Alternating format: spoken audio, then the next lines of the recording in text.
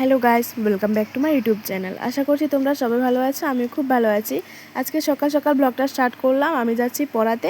তো সেখান থেকে আসার পর আমি একটা কেক বানাবো অ্যান্ড সেটা তোমাদের সঙ্গে শেয়ার করব। ভিডিওটা পুরো দেখতে থেকো অ্যান্ড কেমন লাগলো কমেন্ট করে জানিও। গাইস, আমি বাড়িতে আসার পর আজকে ছিল একটা কেকের অর্ডার, তো আমি সেটাই বানাতে বসে পড়েছি। ভেবেছিলাম আজকে শাড়ি ঠাড়ি পরে একটু রিলস, বাট পারলাম না।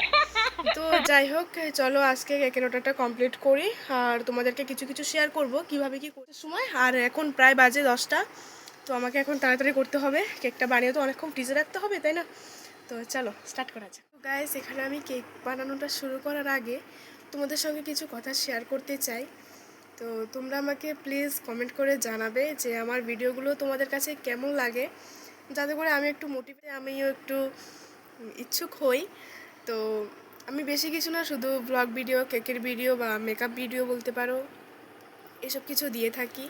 তো তোমাদের কাছে কেমন লাগে কমেন্ট করে জানাবে। আর ছিল একটা কমেন্ট দিয়ে, দেখো এই কমেন্টটা করেছে আমার একটা দিদিভাই, মানে সে কিন্তু একজন ইউটিউবার, বাট সে আমাকে কমেন্ট করেছে, ভাবতে পারছো? অ্যান্ড আমি তো খুবই হ্যাপি, মানে কমেন্টটা দেখে আমি খুবই খুশি হই। ওনার ভিডিও দেখেই সমস্ত ভিডিও দেখা হয় আমার।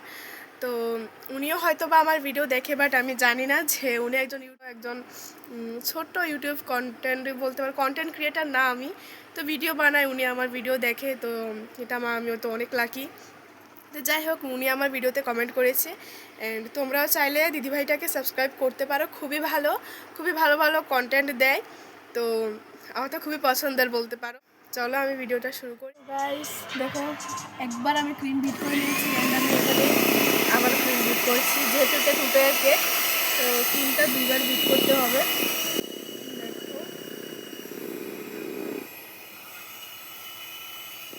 তো গাইস, এখানে কেকের স্পঞ্জটা রেডি হওয়ার পর আমি কেকটাকে 3টে ভাগে ভাগ করে অ্যান্ড এখানে ক্রিম লাগাতে বসে পড়েছি। এমনিতে আমার কাছে 2 টায়ার কেকের অর্ডার প্রায় কমে আসে, 1 কেজি 500 গ্রাম, এগুলোই বেশি আসে। বাট এটা অনেক দিন পরে একটা 2 টায়ার কেক, তাই অনেক টেনশন হচ্ছিল, তার জন্য অনেক আগে থেকেই এটা বানাতে বসে পড়েছি।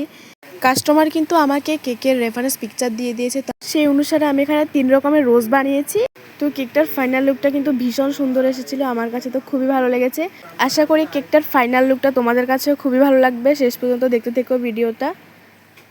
তো কেকটা কিন্তু সামনাসামনি যতটা না সুন্দর লাগছে, তার থেকেও বাস্তবে বেশি সুন্দর লাগছে, মানে সামনাসামনি দেখতে এটা খুবই সুন্দর হয়েছে কেকটা।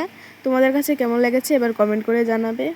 তো আজকের মতো ব্লগটা আমি এখানেই শেষ করছি। ব্লগটা কেমন লাগলো কমেন্ট করে জানিও। Bye bye.